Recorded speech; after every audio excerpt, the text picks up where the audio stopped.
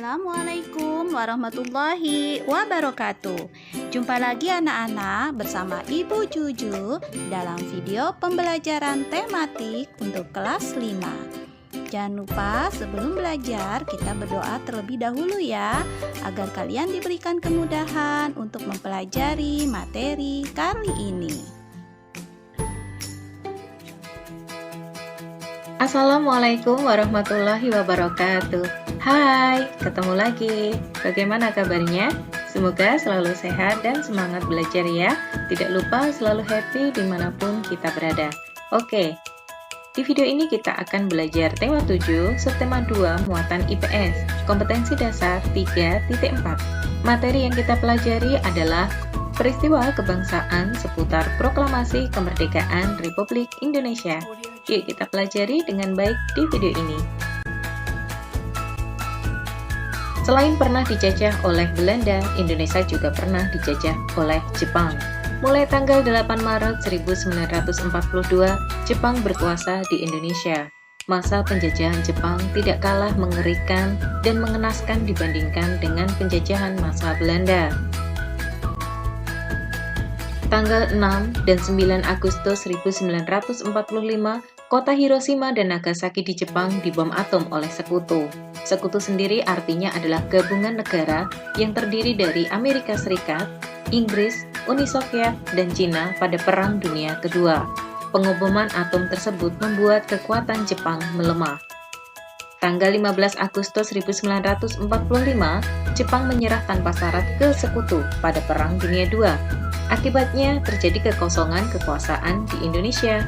Kesempatan kekosongan kekuasaan di Indonesia tersebut dimanfaatkan oleh bangsa Indonesia untuk memproklamasikan kemerdekaan.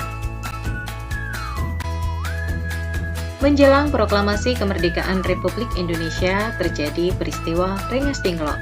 Peristiwa Rengas Dengklok adalah peristiwa dibawanya Insinyur Soekarno dan Muhammad Hatta ke Rengas Dengklok oleh para pemuda Indonesia. Tujuan para pemuda tersebut membawa Soekarno dan Hatta ke Rengas Dengklok adalah agar kedua tokoh tersebut tidak terpengaruh oleh pihak Jepang dan mendesak kedua tokoh untuk segera mengadakan proklamasi kemerdekaan. Setelah perundingan yang ditengahi oleh Ahmad Subarjo, kedua tokoh akhirnya dibawa kembali ke Jakarta untuk segera merumuskan naskah proklamasi kemerdekaan Republik Indonesia.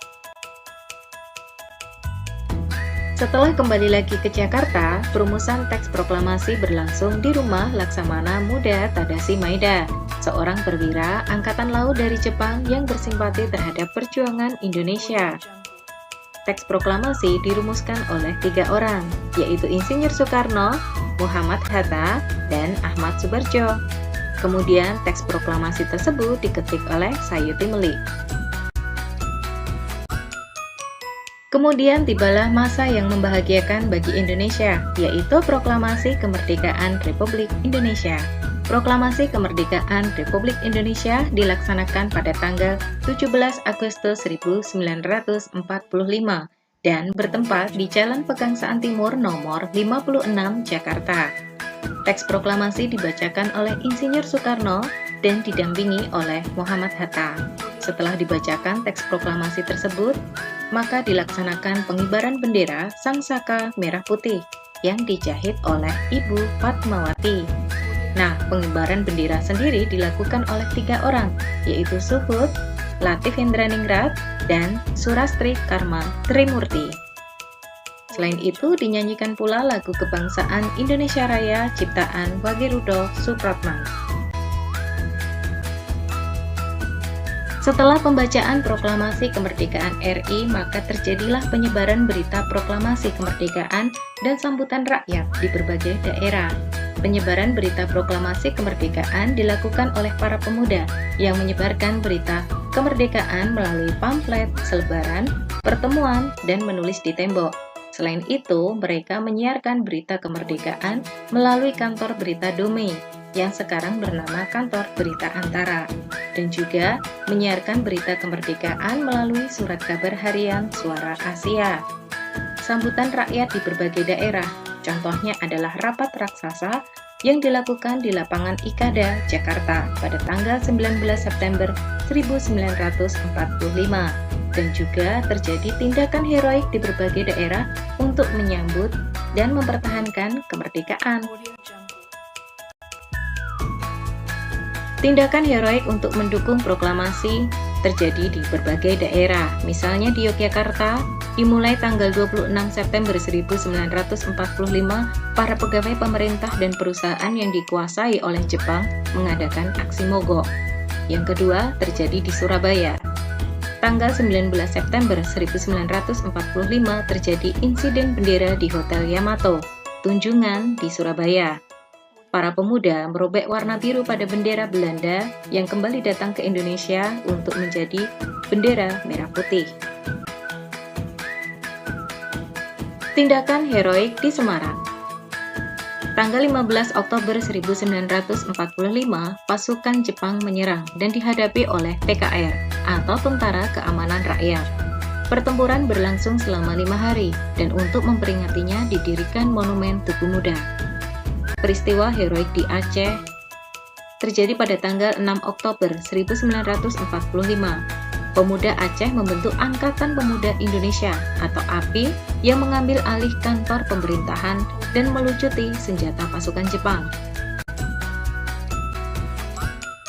Peristiwa heroik juga terjadi di Bali. Para pemuda Bali membentuk organisasi Angkatan Muda Indonesia atau AMI dan Pemuda Republik Indonesia (PRI), berupaya menegakkan kedaulatan Republik Indonesia. Peristiwa heroik di Sumbawa, dengan terjadi pertempuran antara pemuda dan pasukan Jepang di Gempe, Sape, dan Raba. Peristiwa heroik di Kalimantan terjadi pada tanggal 14 November 1945. Rakyat berjumlah 8.000-an berkumpul di depan markas sekutu di Balikpapan dengan membawa bendera merah putih. Selanjutnya, peristiwa heroik di Palembang. Terjadi upacara pengibaran bendera merah putih pada tanggal 8 Oktober 1945 yang dipimpin oleh Adnan Kapaugani. Selain itu, juga dinyatakan bahwa Sumatera Selatan di bawah kekuasaan Republik Indonesia. Dan terjadi pula peristiwa heroik di Makassar. Pada tanggal 19 Agustus 1945, Gubernur Samratulangi menyusun pemerintahan di bawah kekuasaan Republik Indonesia. Para pemuda juga merebut gedung-gedung penting yang dikuasai penjajah. Oke, kita sudah selesai belajar. See you. Wassalamualaikum warahmatullahi wabarakatuh.